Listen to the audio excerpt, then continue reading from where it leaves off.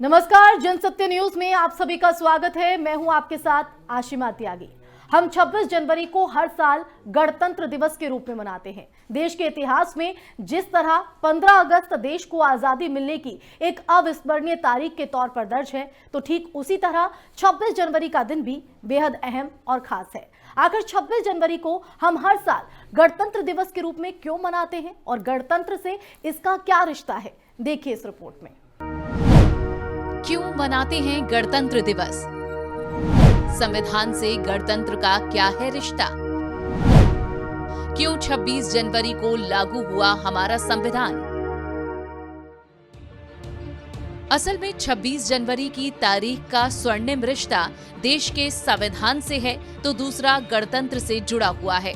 26 जनवरी को हम हर साल गणतंत्र दिवस के रूप में क्यों मनाते हैं और गणतंत्र से इसका क्या रिश्ता है, साथ ही ये भी कि हमारा संविधान दुनिया के बाकी मुल्कों से बेहद खास क्यों है।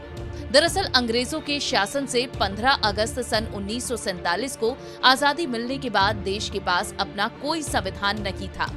भारत की शासन व्यवस्था गवर्नमेंट ऑफ इंडिया एक्ट 1935 पर आधारित थी। इसके बाद 29 अगस्त सन 1947 को डॉक्टर B.R. अम्बेडकर के नेतृत्व में प्रारूप समिति का गठन किया गया। इसके बाद 26 नवंबर सन 1949 को प्रारूप समिति ने एक वृहद लिखित संविधान सभापति डॉक्टर राजेंद्र प्रसाद को सौंपा। संविधान लिखने में कुल 2 साल 11 महीने 18 दिन लग गए। हालांकि आधिकारिक तौर पर संविधान 26 जनवरी सन 1950 को लागू हुआ था।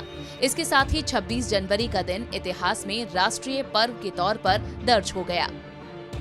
तो यहाँ एक सवाल वाजिब है कि आखिरकार 26 जनवरी के दिन ही संविधान क्यों लागू किया गया और इसका एक खास रिश्ता गणतंत्र से है। गणतंत्र यानी कि रिपब्लिक शासन की ऐसी प्रणाली है जिसमें राष्ट्र किसी एक व्यक्ति विशेष का राज्य नहीं होता, ये लोक यानी कि सर्वजन का होता है। क्या है गणतंत्र? यहाँ एक सवाल वाजिब है कि आखिर 26 जनवरी के दिन ही संविधान को क्यों लागू किया गया। इसका एक खास रिश्ता गणतंत्र से है। गणतंत्र यानी रिपब्लिक शासन की एक ऐसी प्रणाली है जिसमें राष्ट्र किसी व्यक्ति विशेष का राज्य नहीं होता, ये लोक यानी सर्वजन का होता है। इसे ऐसे भी समझें कि ये किसी शासक की निजी संपत्ति नहीं होता, राष्ट्र का मुखिया वंशानुगत नहीं होता। सरल वाक्य में कहें तो गणतंत्र यानी रिपब्लिक का मतलब व्यवस्था का वो रूप है जहां राष्ट्र का मुखिया राजा नहीं होता। इसमें जनता अपना नेतृत्व चुनती है। संविधान के मुताबिक ये जनता द्वारा जनता के लिए जनता का शासन है। तो अंग्रेजों से आजादी की लड़ाई के दौरान ही गणतंत्र की परिकल्पना कर ली गई थी, लेकिन अंग्रेजों के रहते इसे लागू करना इतना आसान नहीं था और यही वजह थी कि देश के लोगों ने एकजुट होकर सबसे पहले आजादी के लिए लड़ाई लड़ी। क्यों चुना गया 26 जनवरी का दिन? तिथियों के लिहाज से देखें तो भारत को पूर्ण गणराज्य का दर्जा दिलाने की मुहिम देश के पहले प्रधानमंत्री पंडित जवाहरलाल नेहरू की अध्यक्षता में हुई।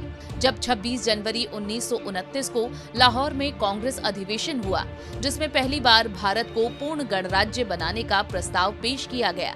हालांकि ब्रितानी हुकूमत ने कांग्रेस के इस प्रस्ताव को ठुकरा दिया था। यही वजह है कि आजादी मिलने के बाद संविधान को लागू करने के लिए 26 जनवरी के दिन को ही चुना गया। तो भारत का संविधान लोकतांत्रिक व्यवस्था का महान दस्तावेज है और हमारा संविधान बाकी मुल्कों से सबसे अलग और बेहद खास है। देखिए रिपोर्ट। लोकतंत्र व्यवस्था का महान दस्तावेज है संविधान, दुनिया का सबसे बड़ा लिखित संविधान।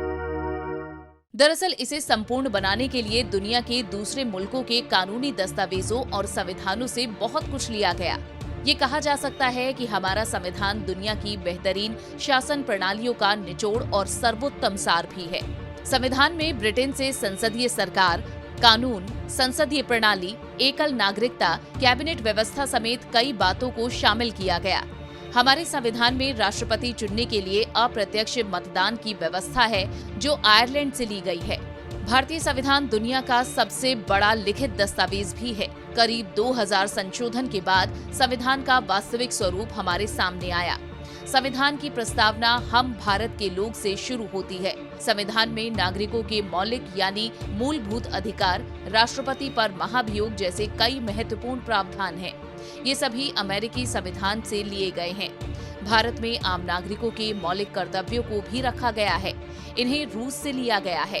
संविधान संशोधन की क्या व्यवस्था होगी और राज्यसभा सदस्यों का निर्वाचन कैसे होगा, उक्त प्रावधान दक्षिण अफ्रीका से लिए गए हैं। संविधान नागरिकों के कर्तव्यों में देश की संप्रभुता, एकता और अखंडता की रक्षा करना और उसे बनाए रखना शामिल है। इसमें राष्ट्रगान और राष्ट्रध्वज का सम्मान करना भी शामिल है। यही वजह है कि लाख कोशिशों के बावजूद देश विरोधी ताकतें हार जाती हैं। Bureau report, Jansatya news.